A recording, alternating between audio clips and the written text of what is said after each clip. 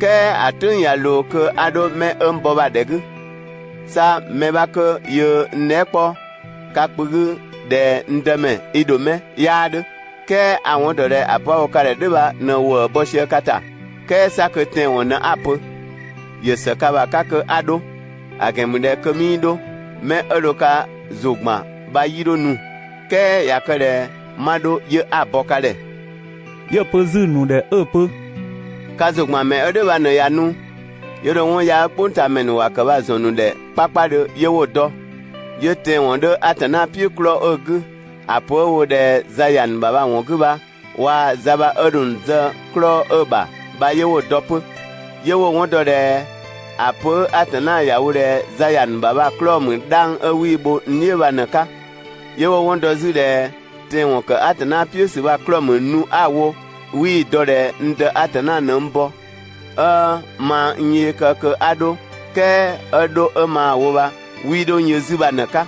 ye wo won do de za ado no za ka wi da mo nieba aklo mu de sotna egru de ka ponta owo boka ba za ya azanu ye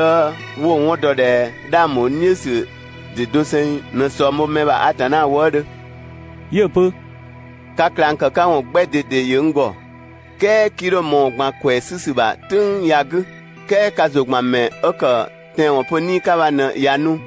ye rezun ka de dio ye ten won su gma pepe dodo zon ka de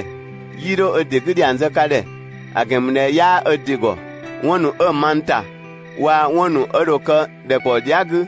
ba na eroka klankaka yena do ntobo agemne mana ado nwo po ba ka yenu pokale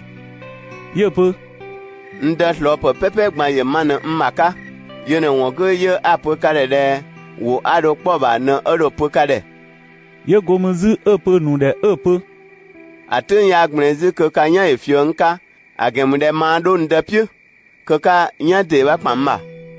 de ya pe de ye ba klanu ba me ba nu wo ya wo ko de po si ba wo pe ye ya pe ni ke ya pe de zu atun ya gble zu ke kanya ya fio nka ke te na ba ya je zu ke ka nye de wo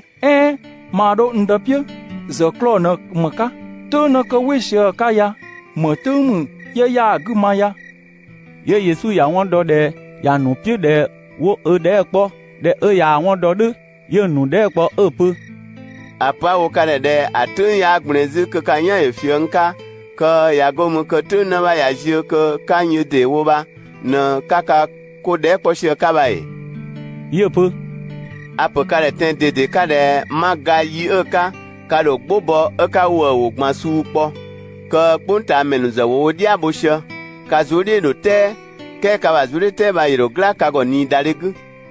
ye ka kanya de bo na ye tun ya lo azuri ye te agemne ko ye je tun gbe dogu ke ya bo na esika ye ni de da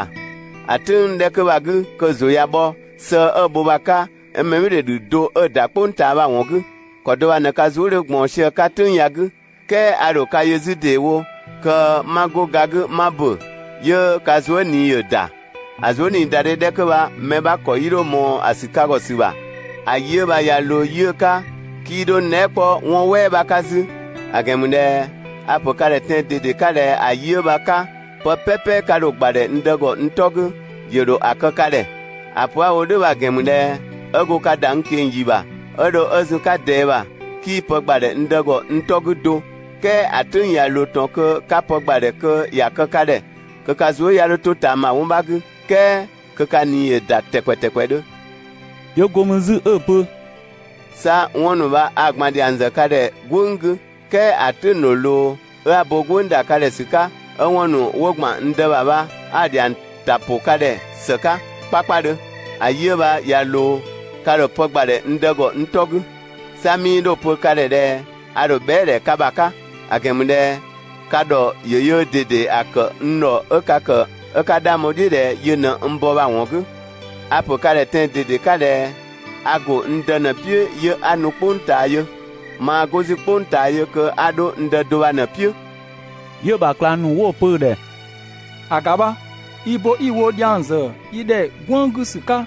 ize she pu ka sakaba ya awon do ton de bize de kpo me jan ya mu ika agemu de won ba ya bisika igo ye na wongu ye yi do de igo atana pio ten de ka ye Yesu ya yo bo nugo peu kada modi ton e ye peu kadega atunye nusia ya lojiawo kado kanzi kwa kanto ntoka